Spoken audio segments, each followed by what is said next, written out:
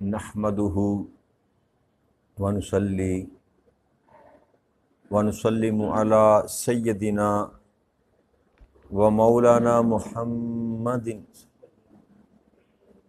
رسولہ النبی الامین المکین الحنین الکریم الرؤوف الرحیم اما بعد فاعوذ باللہ من الشیطان الرجیم بسم اللہ الرحمن الرحیم۔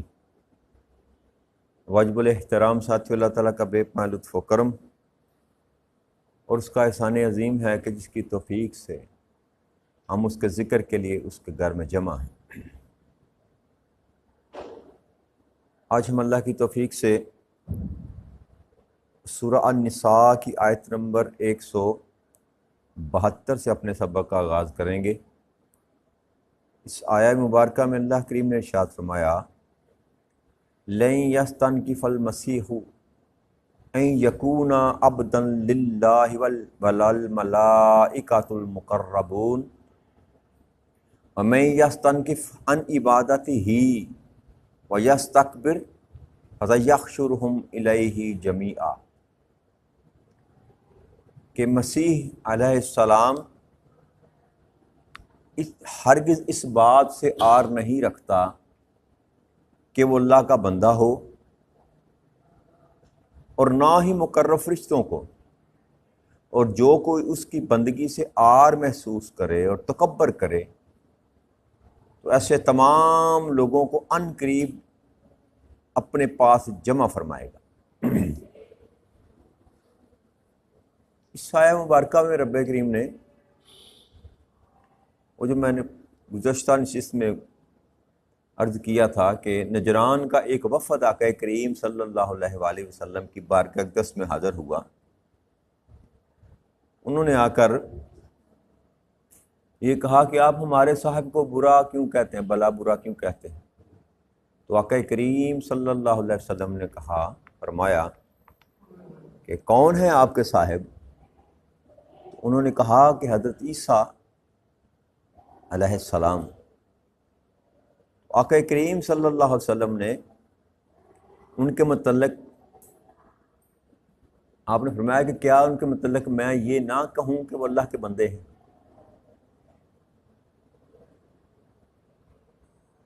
ان کو یہ اعتراض تھا کہ آپ یہ کیوں کہتے ہیں کہ یہ اللہ کے بندے ہیں، کیونکہ ان کا عقیدہ یہ تھا کہ وہ ایک عقیدہ تو میں نے بتایا تھا کہ ان کا عقیدہ یہ کہ اللہ کے بیٹے ہیں، اور دوسرا یہ کہ ان کی روح جو ہے وہ اللہ کے ساتھ مل چکی ہے،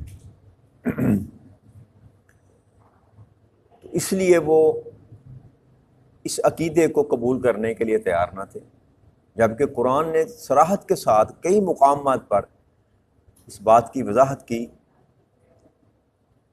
کہ عیسیٰ علیہ السلام مریم علیہ السلام کے بیٹے۔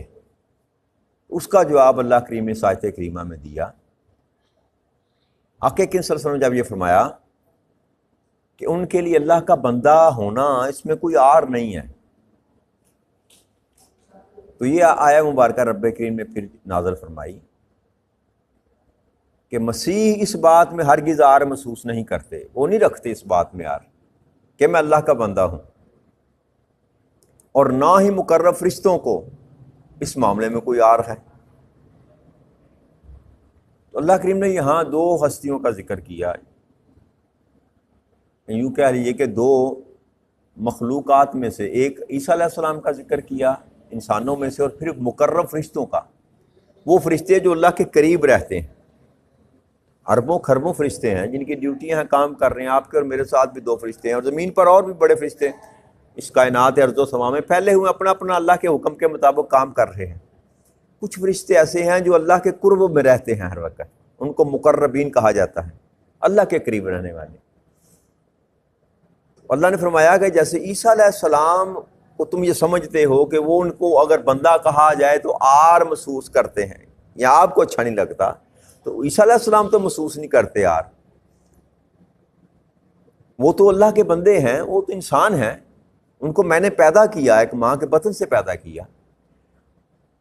تخلیق کے لحاظ سے ان سے بڑھ کر فرشتے ہیں جو بغیر ماں باپ کے پیدا کیے گئے، اور وہ نورانی مخلوق ہیں، اور پھر یہ کہ وہ ہر وقت اللہ کے قرب میں رہتے ہیں۔ ان میں سے وہ فرشتے بھی 8 فرشتے ہیں جنہوں نے اللہ کا عرش اٹھا رکھا، جس پر اللہ کریم استوا کیے ہوئے ہیں اپنی شان کے لائق۔ تو اللہ نے فرمایا نہ تو عیسیٰ علیہ السلام آر محسوس کرتے ہیں، نہ یہ مقرب فرشتے میری عبادت کرتے ہوئے اپنا بندگی کی بات کر رہی ہے نا، اللہ کی عبادت کرنا، اللہ کو معبود جاننا، اس میں وہ دونوں آر، جب فرشتے آر محسوس نہیں کرتے تو عیسیٰ علیہ السلام کیسے کر سکتے ہیں؟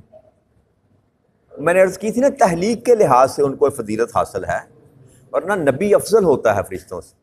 نبی کی فضیلت نبوت کی وجہ سے اور اللہ کریم کی نیابت کی وجہ سے اللہ کریم نے انسان کو فرشتوں پر فضیلت دی، لیکن اس کے باوجود تحلیق کے لحاظ سے اور اللہ کے قرب کے لحاظ سے ان کو ایک فضیلت حاصل ہے۔ تو اللہ کہتے ہیں وہ ہر وقت میرے پاس رہتے ہیں، ہر وقت میرے پاس رہتے ہیں۔ تحلیق کے لحاظ سے وہ ان کو فضیلت بھی حاصل ہے کہ ان کو بغیر ماں باپ کے میں نے پیدا کیا اور نور سے بنایا، اس کے باوجود وہ آر محسوس نہیں کرتے۔ تو عیسیٰ علیہ السلام کیسے آر محسوس کر سکتے ہیں جو کہ بندے ہیں، یعنی کہ جو انسان ہیں جن کو میں نے ماں کے بطن سے پیدا کیا اپنے عمر سے۔ اور پھر ساتھ یہ فرمایا کہ یہ جو ان کا عقیدہ تھا نا اس کو کہ اللہ کے وہ بیٹے ہیں یا اللہ کے ساتھ ان کی روح جڑ چکی ہے، اس کو نگلیکٹ کیا اللہ کریم نے کہ ایسا ہرگز کوئی بات نہیں، وہ اللہ کے بندے ہیں۔ اور پھر اللہ نے فرمایا کہ جو کوئی اس کی بندگی سے آر محسوس کرے، جو اللہ کی عبادت کرنے میں وہ آر محسوس کرے، گھبراہٹ محسوس کرے، کنی کترائے یا پھر تکبر کرے، تو ایسے تمام لوگوں کو عن قریب اپنے پاس جمع فرمائے گا۔ اب تنبیہ کر دی کہ وہ جو آر کرنے والے ہیں اللہ کی ہاں اپنی گردنیں، اپنا سر، اپنا چہرہ نہ جھکانے والے اور تکبر کرنے والے، یہ یاد رکھیں کہ بہت جلدی عن قریب میں ان کو جمع کرنے والا ہوں، میں ان کو جمع فرما لوں گا۔ وہ آخرت کا معاملہ جو رب کریم کہتا ہے، وہ مانے یا نہ مانے، کوئی یقین کرے یا نہ کرے، کسی کی بات سمجھ میں آئے یا نہ آئے، لیکن یہ حق ہے کہ ایک دن ایسا آئے گا جب اللہ کریم صاحب کو جمع کرے گا اور پھر حساب و کتاب ہوگا۔ تو اللہ نے اس بات کی تنبیہ کی ان کو کہ اپنے عقیدے کو درست رکھو، ایک ہی معبود ہے کائنات ارض و سما میں، وہ یکتا ہے، وہ یکتا ہے۔ اور اوپر جو ہم نے ذکر کیا تھا پرسوں پچھلی نشست میں کہ وہ ہر ان سارے رشتوں سے، نعتوں سے، تعلقات سے وہ پاک ہے، وہ نہ کسی کا بیٹا ہے، نہ کسی کا باپ ہے، نہ اس سے کوئی جنا گیا نہ وہ کسی سے جنا گیا، لم یلد ولم یولد، ٹھیک ہے نا۔ تو اللہ نے فرمایا ایسے عقیدے سے باز آ جاؤ۔ فَأَمَّا الَّذِينَ آمَنُوا وَعَمِلُوا الصَّالِحَاتِ فَيُوَفِّيهِمْ أَجُورَهُمْ وَيَزِيدُهُم مِّن فَضْلِهِ وَأَمَّا الَّذِينَ اسْتَنكَفُوا وَاسْتَكْبَرُوا فَيُعَذِّبُهُمْ عَذَابٌ أَلِيمٌ وَلَا يَجِدُونَ لَهُم مِّن دُونِ اللَّهِ وَلِيًّا وَلَا نَصِيرًا۔ لیکن اس کے مقابلے میں پس جو لوگ ایمان لائے اور نیک عمل کرتے رہے، وہ انہیں پورے اجر عطا فرمائے گا اللہ کریم، اور پھر وَيُزِيدُهُم مِّن فَضْلِهِ، اور اپنے فضل سے انہیں زیادہ دے گا، اپنے فضل سے ان کو زیادہ دے گا۔ اور پھر یہاں تقییداً پھر فرمایا اللہ کریم نے، اور جو لوگ اور جن لوگوں نے اللہ کی عبادت میں آر محسوس کی اور تکبر کیا تو وہ انہیں دردناک عذاب دے گا، اور اپنے لیے اللہ کے سوا کوئی دوست پائیں گے نہ کوئی مددگار پائیں گے۔ تو یہ اللہ کریم کا اسلوب ہے، قرآن کریم کا یہ اسلوب ہے کہ رب کریم جب کسی کافر کی بات کرتا ہے تو ساتھ اس کے آگے ایمان والے کی بات کرتا ہے، یا ایمان کا مضمون بیان کرے تو ساتھ کفر کا مضمون بیان کرتا ہے، کیونکہ ضد جو ہوتی ہے وہ کلیئر کرتی ہے، ضد جو ہوتی ہے وہ حقیقت کو واضح کرتی ہے۔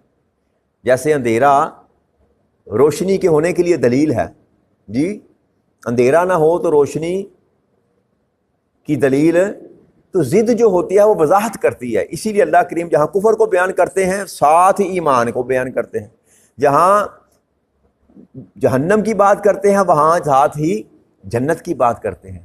تو جہاں ان کو یہ تنبیہ کی کہ اگر تم میری بندگی سے انکار کرو گے اور عار محسوس کرو گے، تکبر کرو گے، تو تمہیں میں ان قریب اپنے پاس جمع فرماؤں اور تم سے حساب و کتاب لوں گا. وہاں یہ فرمایا کہ جو بعد آ جن کو سمجھ آ گئی، ایمان لے آئے، اور میں ان کو پورے کا پورا اجر عطا فرماؤں گا اور پھر اپنے پاس سے فضل دوں گا. حضرت ابن عباس رضی اللہ تعالیٰ عنہ آیت کریمہ کی تفسیر جو کرتے ہیں نا کہ اجر تو وہ جو انسان نے کیا وہ اللہ کریم اس کو لوٹا دے گا، اس کے بدلے میں جنت اللہ کریم اس کو دے گا، جنت میں دے گا، اس کا درجات جو بھی ہیں اس کے مطابق. جو فضل ہے وہ فضل کیا ہے؟ فضل کی ایک انہوں نے صرف بیان فرمائی. فضل یہ ہے کہ رب کریم ان کو شفاعت کا حق دے گا. جو بندہ اللہ کی بندگی کرے گا، اللہ کے احکامات کو مانے گا، اللہ کی بندگی میں اپنی زندگی بسر کرے گا، تو وہ فضل جو رب کریم کہہ رہے ہیں، حضرت ابن عباس رضی اللہ عنہ فرماتے ہیں کہ فضل یہ ہے کہ اللہ کریم اس کو شفاعت کا اذن دے گا، وہ جس کی چاہے گا شفاعت کرے گا، وہ بندہ جس سے اللہ راضی ہو گیا. تو یہ بھی اس کا معنی ہے فضل کا. جہاں یہ معنی ہے کہ رب کریم اپنے پاس سے اجر عطا فرمائے گا، کیا فرمائے گا یہ اس کی اپنی مرضی پہ ڈیپینڈ کرتا ہے.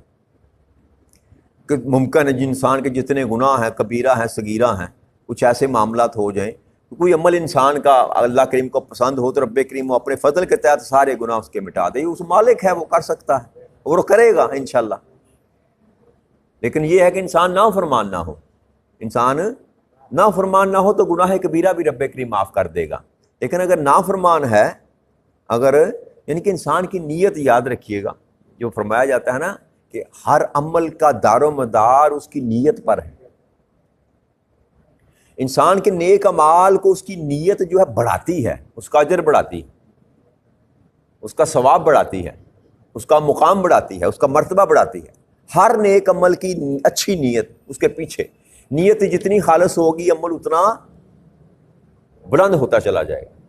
لیکن یہ یاد رکھیے گا، برائی کرنے والے شخص کی نیت چاہے جتنی مرضی اچھی ہو، برا عمل کرنے والے عمل برا کر رہا ہے، نیت اندر جتنی مرضی اچھی سجا لے، اس کی اچھی نیت اس کے برے عمل کو حلال نہیں کر سکتی. کہ میرا ارادہ تو نہ تھا، میرا ارادہ تو نہ تھا لیکن میں نے شراب پی لی جی، یا اس نے شراب، کسی نے شراب پی لی، ارادہ نہ تھا، نیت نہ تھی، یہ کیسے؟ تو اس کی نیت اگر نہ بھی تھی لیکن جب اس نے عمل کر لیا تو اس کی نیت جو ہے اس کے عمل کو بچا حلال نہیں کر سکے گی، اس کے کسی برے عمل کو حلال نہیں کر سکے گی. لیکن اچھے عمل کے پیچھے جو نیت ہوگی وہ اس کے اعمال کے درجات کو بلند کرتی چلی جائے گی.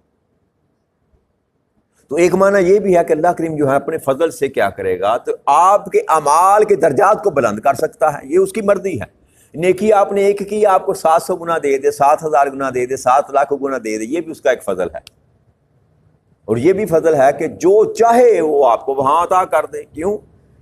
کہ وہ مالک ہے اور اس کو پوچھنے والا نہیں. وہ کہے کہ جاؤ میں تم سے راضی ہو گیا، اب تو جس کو پہچانتا ہے اپنے رشتہ داروں میں سے، اپنی اولاد میں سے، اپنے ماں باپ میں سے، جن کو میں نے جہنم کا آرڈر کر دیا ہے، جاؤ تمہیں اجازت ہے اتنے بندوں کو لے کر جنت میں آ جاؤ جی. تو یہ ابن عباس کی تفسیر میں بیان کر رہا ہوں، اپنی بات سے بات نہیں کر رہا. تو ابن عباس وہ ہیں جن کے متعلق آقا کریم صلی اللہ علیہ وسلم نے دعا کی تھی، کیا میرے بھائی اللہ کریم تیرے علم میں اضافہ کرے، اور اس دعا کے سبب سے آپ کو مفسر قرآن کہا جاتا. آپ کے کزن تھے نا حضرت عباس رضی اللہ تعالیٰ عنہ کے بیٹے ابن عباس، عبداللہ ابن عباس، تو ان کی یہ تفسیر ہے آیت کریمہ کی کہ اللہ کریم اس کو شفاعت کا جو اذن دے دے گا. یہ فضل بھی اللہ کریم عطا فرمائے گا، مگر کس کو؟ جو ایمان لائے اور نیک عمل کرتے رہے. نیک عمل کی شرط ہے ساتھ، خالی ایمان کی نہیں. پہلے ایمان میں کاملیت ہو، پھر اس کے بعد انسان اچھے کام کرے. اور آٹومیٹکلی جو اچھے کام کرتا ہے اس کا مطلب یہ بھی ہے کہ وہ برائیوں سے بچا رہے. اچھا کام تب ہی ہوتا ہے نا جب انسان برائیوں سے بچا رہے. تو پھر اللہ نے فرمایا، اور دوسری طرف وہ دوبارہ تاکیداً کہا کہ جو عار محسوس کرے یا تکبر کرے میں اس کو دردناک عذاب دوں گا، اور میرے سوا ان کو کوئی دوست اور مددگار میسر نہیں آئے گا. پھر اللہ کریم نے ارشاد فرمایا، یا ایھا الناس قد جاءکم برہان من ربکم وانزلنا علیکم نورا مبینا. اے لوگو، بے شک تمہارے پاس تمہارے رب کی جانب سے قاطعی دلیل آ گئی ہے، قطعی دلیل، برہان، واضح دلیل تمہارے پاس آ گئی۔ اور پھر دوسرا جو ہم نے تم پر، تمہارے رب نے تم پر نازل کی، اور روشن نور اتار دیا۔ دو چیزیں رب کریم نے یہاں پر گنوائی، سارے انسانوں کو ڈریس کیا، ایمان والوں کو نہیں یہاں فرمایا یا ایھا الناس۔ اب کافر، مشرک، یہود و نصارہ سارے کے سارے بیچ میں شامل کہ اے لوگوں سن لو، تمہارے پاس تمہارے رب کی جانب سے پہلا برہان وہ کیا ہے؟ وہ آقا کریم صلی اللہ علیہ وسلم کی ذات مبارک ہے۔ ایسی دلیل کہ جس کا توڑ ہی کوئی نہیں، جس کا جواب ہی کوئی نہیں۔ آقا کریم صلی اللہ علیہ وسلم، یاد رکھیے گا، نبی اکرم صلی اللہ علیہ وسلم نے تمام رسولوں کے خلاف اپنی نبوت کو ثابت کرنے کے لیے کوئی معجزہ پیش نہیں کیا۔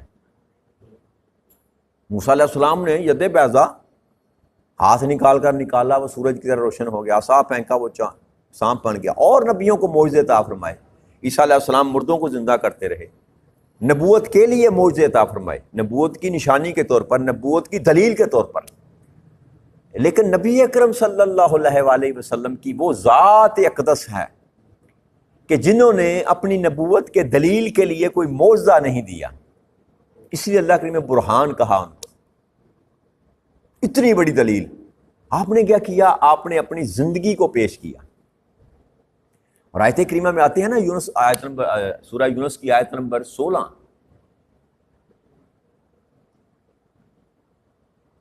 کہ میں نے تمہارے درمیان اپنی عمر کا ایک حصہ گزارا، کیا تم نہیں سمجھتے؟ یعنی کہ 40 سالہ جو زندگی تھی نبی اکرم صلی اللہ علیہ وسلم کی، آپ نے اس عمر کو پیش کیا اپنی بات کو حق ثابت کرنے کے لیے کہ جو میں کہہ رہا ہوں ایسا ہی ہے۔ اور یہ ہر آپ کا دوست اور دشمن اس بات کو مانتا تھا کہ آپ نے کبھی جھوٹ، اب صادق ہیں اور امین ہیں۔ یہ ٹائٹل اللہ کریم نے نہیں دیا تھا آپ کو، یہ ٹائٹل اس معاشرے نے آپ کو دے رکھا تھا کہ آپ نے کبھی زندگی میں جھوٹ بولا ہی نہیں۔ آپ کی ذات کے ساتھ جھوٹ منسوب نہیں کیا جا سکتا۔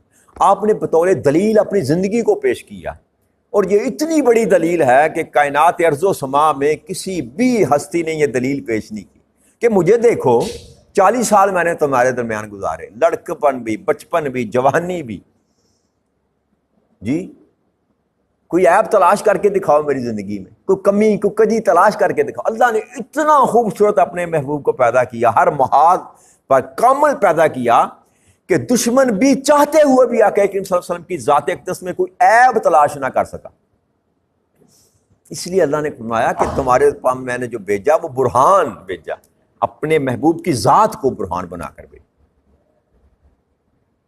اور کافر چاہتے ہوئے بھی وہ آپ پر کوئی انگلی، آپ کی ذات پر انگلی نہیں اٹھا سکتے تھے کہ آپ جھوٹ کہہ رہے ہیں، آپ غلط کہہ رہے ہیں۔ آپ نے فرمایا کہ اگر میں کہوں اس پہاڑ کے پیچھے ایک بہت بڑا لشکر آ رہا ہے جو تمہیں تیس و نیس کر دے گا، تو میں ہم مان لیں گے کیونکہ آپ صادق ہیں، آپ صادق ہیں۔ لیکن جب آپ نے فرمایا کہ سنو لوگو، میں تمہیں بتا رہا ہوں کہ اللہ ایک ہے، اللہ کے سوا کسی اور کی عبادت نہ کرنا، جیسے ہی لا الہ کا ورد کیا تو سارے دشمن ہو گئے، یہ بات ماننے کے لیے تیار نہیں۔ آپ ہیں سچے، لیکن یہ کسی نے بھی نہیں کہا، ابو جہل، ابو لہب سمیت کسی ایک شخص نے یہ نہیں کہا کہ آپ استغفر اللہ نعوذ باللہ جھوٹ بول رہے ہیں، یہ نہیں کہا۔ ہم نہیں مانتے اس بات، ہم تو ایسی ذات آقا کریم صلی اللہ علیہ وسلم کی اللہ کریم نے بنا کر، ایسا کمال عطا کر آقا کریم صلی اللہ علیہ وسلم کو بھیجا کہ آپ کی ذات پر دشمن بھی انگلی نہیں۔ اس لیے اللہ نے فرمایا کہ بہت مضبوط اور کامل، واضح، حق اور باطل کو جدا کر دینے والی دلیل جو ہے وہ ذات محمد ہے صلی اللہ علیہ وسلم۔ آپ کو جو اللہ کریم نے برہان بنا کر بھیجا، اور ساتھ یہ فرمایا اور روشن نور اتارا۔ روشن نور سے مراد قرآن کریم ہے۔ یہ حق، یہ نور جو ہے، نور کہتے ہیں، نور ایسی چیز ہے جو خود بھی چمکتی ہے اور جس پر پڑ جائے اس کو بھی چمکا دیتی ہے۔ نور خود بھی چمکتا ہے، نور کی خاصیت ہے، اور جس پر پڑے اس کو بھی چمکا، یہی قرآن کا فیض ہے۔ یہ خود بھی چمکتا ہے، روشنی ہے اس میں، رستہ ہے، اور جس کو یہ مل جائے اس کو بھی اللہ کریم عطا کر دیتا ہے، رستہ عطا کر دیتا ہے، اس سے جو پوچھیں یہ جواب دے گا۔ یہ بھی اللہ کریم نے ایک دلیل کے طور پر فرمایا کہ دو دلیلیں رب کریم نے دی، ایک صاحب قرآن اور ایک قرآن۔ یہ دو دلیلیں ہیں نبی اکرم صلی اللہ علیہ وسلم کے دین کی حجت کے لیے جو اللہ نے پیش کی قرآن کریم۔ اب جٹلاؤ، نہ تم میرے محبوب کی صداقت کو جٹلا سکتے ہو، نہ تم قرآن کی نورانیت کو جٹلا سکتے ہو، اس کا جواب نہیں ہے کسی کے پاس۔ اللہ نے کہا نا ہاں تمہارے پاس اگر ہے تو اس جیسی ایک صورت ہی بنا کر لائے آؤ، ایک صورت چھوڑو، ایک آیت ہی بنا کر لے آؤ، نہیں لا سکے۔ تو یہ دو دلیلیں ایسی ہیں رب کریم نے جو پیش کی جس کا کسی کے پاس جواب قیامت تک نہیں ہوگا، نہ ذات مصطفیٰ کا، صاحب قرآن کا، اور نہ اس قرآن کا۔ تو پھر اللہ کریم نے ارشاد فرمایا فَمَا الَّذِينَ آمَنُوا بِاللَّهِ وَاعْتَصَمُوا بِهِ فَسَيُدْخِلُهُمْ فِي رَحْمَةٍ مِّنْهُ وَفَضْلٍ وَيَهْدِهِمْ إِلَيْهِ صِرَاطًا مُّسْتَقِيمًا۔ بس جو لوگ اللہ پر ایمان لائے اور اس کے دامن کو مضبوطی سے پکڑے رکھا تو عنقریب اللہ انہیں اپنی خاص رحمت اور فضل میں داخل فرمائے گا، اور انہیں اپنی طرف سیدھا رستہ دکھا دے۔ اب یہاں پر اللہ کریم نے رحمت اور فضل کا بات کی، رحمت، اور ایک رحم کرے گا ایک فضل دے گا۔ فضل میں نے بیان کر دیا، اور رحمت یہ ہے رب کریم کے وہ جو میں نے آپ کو بتایا تھا کہ 99 حصے جو اللہ کے پاس نے رحمت کے سنبھال کر رکھے ہوئے جو قیامت کے دن اللہ کریم بانٹے گا، وہ کیا چھوٹے چھوٹے جو عیب ہیں ہمارے، کمیاں ہیں، کجیاں ہیں، اللہ کریم ان سے درگزر فرمائے گا اس سے۔ یہ اللہ کی رحمت ہے، یہ اللہ کی رحمت ہے کہ اللہ کریم ہماری چھوٹی چھوٹی غلطیوں کوتاہیوں کو اللہ کریم درگزر فرما دے گا، یہ اس کی رحمت ہے۔ اور پھر سب سے بڑھ کر یہ اللہ نے فرمایا وَيَخْدِهِمْ إِلَيْهِ صِرَاطٌ مُّسْتَقِيمًا، اپنے تک پہنچنے کا رستہ اس کو دکھا دوں گا، صراط مستقیم، وہ راہ دکھا دوں گا جو اس کو لے کر میری ذات تک پہنچ جائے، مگر کس کو؟ جس نے میرے دامن کو مضبوطی سے پکڑ رکھا، میرے دامن کو پکڑے رکھا۔ آگے اللہ کریم ارشاد فرماتے ہیں، یہ آخری آیت مبارکہ، تھوڑا سا ٹائم زیادہ ہو گیا، میں نے کہا چلو آج اس کو مکمل کرتے ہیں، اس سورہ نساء کو۔ آیت نمبر 76 ہے، یہ آخری آیت کریمہ ہے اس کی۔ اللہ کریم ارشاد فرمایا یستفتونک قل اللہ یفتیکم فی الکلالہ انی امرؤ ہلک لیس لہ ولد ولہ اخت فلہا نصف ما ترک وہو یرثها ان لم یکن لہ ولد فإن کانت سنتین فلہما الثلثان مما ترک وإن كانوا اخوة رجال ونساء فللذکر مثل حظ الانثیین یبین اللہ لکم ان تضلوا واللہ بکل شیء علیم۔ یہ سورہ مبارک، یہ جو آیت کریمہ ہے نا، اس کے متعلق یہ بھی کہا جاتا ہے کہ یہ قرآن کریم کی سب سے آخری آیت مبارکہ ہے نزول کے اعتبار سے، جو نبی اکرم صلی اللہ علیہ وسلم پر اتری۔ یہ سورہ نساء کی آخری آیت، آیت نمبر 176۔ اس کے متعلق یہ بھی آتا ہے کہ یہ قرآن کریم کی آخری آیت ہے جو نبی اکرم صلی اللہ علیہ وسلم پر اس کا نزول ہوا۔ اور اس آیت کریمہ میں اللہ نے جو حکم دیا کہ آپ سے یہ پوچھتے ہیں کلالہ کے متعلق۔ کلالہ کس کو کہتے ہیں؟ کلالہ اس کو کہتے ہیں ایسا وارث جس کا ماں باپ بھی کوئی نہ ہو اور اولاد بھی کوئی نہ ہو، ایسا کوئی ترکہ چھوڑ کر جانے والا کہ جس کا نہ کوئی ماں باپ زمین پر موجود ہے اس وقت جب وہ دنیا سے گیا، تو پیچھے اس کا ماں باپ بھی کوئی نہیں تھا اس کا وارث، اور اس کی اولاد بھی کوئی نہ تھی، تو اس کو کلالہ کہتے ہیں۔ تو اللہ فرماتے ہیں کہ اس کے متعلق پوچھتے ہیں کلالہ کے متعلق کیا حکم ہے، کلالہ کی جو وراثت ہے اس کی تقسیم کیسے ہوگی۔ تو اللہ تمہیں یہ حکم دیتا ہے کہ اگر کوئی ایسا شخص فوت ہو جائے جو بے اولاد ہو مگر اس کی ایک بہن ہو، تو اس کے لیے اس کا مال کا آدھا حصہ ہے، یعنی کہ بیٹا بھی نہیں، بیٹی بھی نہیں، ماں بھی نہیں، باپ بھی نہیں، تو اب وہ جائیداد پلٹ کر جو ہے بہن کی طرف اور بھائی کی طرف چلی گئی۔ تو اگر ایک بہن ہے تو اس کے لیے مال کا آدھا حصہ جو اس نے چھوڑا ہے، نصف، اور اگر اس کے برعکس اس کا بھائی ہے تو وہ وارث کامل ہوگا، اور اگر اس کی کوئی اولاد نہ ہو، پھر اگر کوئی کلالہ دو بہنیں ہوں تو ان کے لیے اس مال کا 2/3 حصہ ہے جو اس نے چھوڑا، اور اگر بصورت کلالہ مرحوم کے چند بھائی بہن مرد بھی ہیں اور عورتیں بھی ہوں تو پھر ہر مرد کا 2 عورتوں کے برابر حصہ ہوگا۔ تقسیم وہی ہے، عورت کا 1 اور مرد کے 2 حصے۔